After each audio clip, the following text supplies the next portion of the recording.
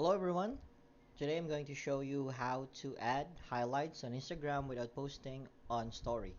So this one is just a little bit tricky. However, this will work. So first of all, you go to your Instagram account, go to your profile, still go to the three lines there, and you go to settings.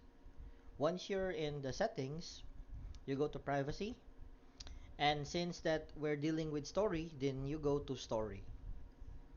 Once you're in there, you will be looking for hide story from. So as we can see, we're going to hide this one.